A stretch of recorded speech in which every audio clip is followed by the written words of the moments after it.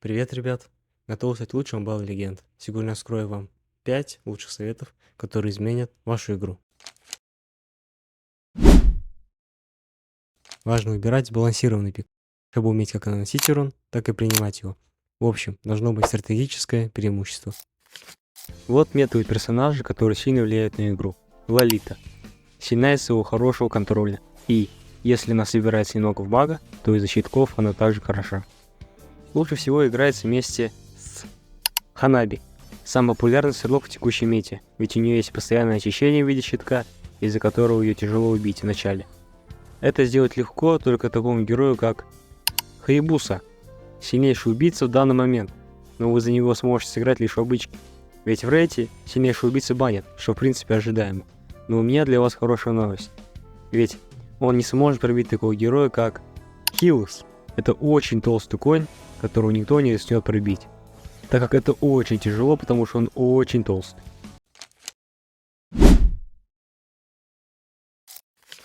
Важно использовать самоанализ, потому что он помогает понять и в следующий раз избежать повторения ошибок. Также развивает стратегическое мышление и улучшает командную работу. Для эффективного самоанализа рекомендуется использовать записи матчей, ведь просмотр повторов позволяет точно видеть, где были допущены ошибки и как можно было этих ошибок не допускать. Представьте такую картину. Ваша команда находится на перефарме. Вы одержали верх в ранней игре, но из-за чувства непобедимости вы в наглую пушите трон. Это самая частая ошибка, которую я видел даже на миф-славах. Ведь если против вас играет неслабая команда, то они без проблем дефуют всех крипов и вырвутся с вами по золоту, так как вы будете сильно подставляться и впоследствии сливаться, уменьшая этим перефарм вашей команды.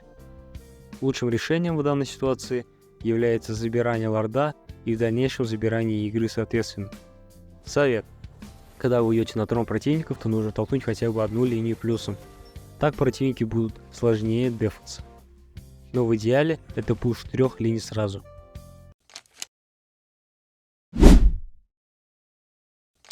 Сейчас я покажу вам настройки и аксессуары для более комфортной игры. А начнем мы с основных настроек. Здесь главным приоритетом являются 4 пункта. ОЗ монстров, высота камеры, цифры урона и слияние цифры урона. Остальное, как контур, вибрация, графика и так далее, это все на вкус и цвет. Вот у меня к вам вопрос. А вы знаете, как включить здесь 90 FPS? Просто у меня телефон это поддерживает, а игра не выдает. Сразу скажу, что я уже обжаловал, но без толку. Кто знает способ для решения проблемы, пишите в комментариях. В настройках управления выбирайте способ прицеливания, выбор цели. Оно там объективно самое лучшее. Для игры на ван-ван отключайте преследование движений, на другие же включайте его, а остальное также на ваше усмотрение, как вам удобнее. Настройки и интерфейс, самое главное это персонализирование. Здесь можно изменить размеры горячих клавиш, чтобы быстрее их нажимать или убрать ненужные окна, которые лишь отвлекают, как сделал это я. Для более-менее хорошей игры вам нужен девайс, желательно с процессором Helio G88, и если возможно, то лучше. Также, если у вас потеют пальцы, или они просто плохо водятся по телефону, то советую вам купить напалечники. Они помогут избежать всей этой ерунды с экраном.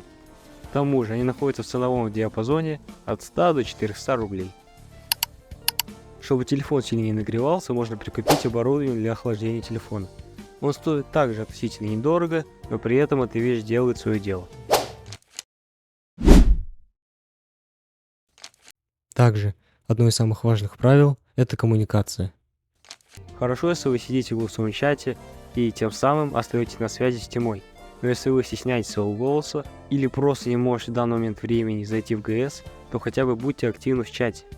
Также настройте себе быстрый чат, чтобы, если вы не можете сидеть в голосовом чате, быстро ответить, будто это союзники или противники. А если за вас попался токсик, который тупо всех поливает говном, даже при том не говоря ничего важного, то лучше отключить уведомления от него, так как на таких людей лучше время и нервы не тратить.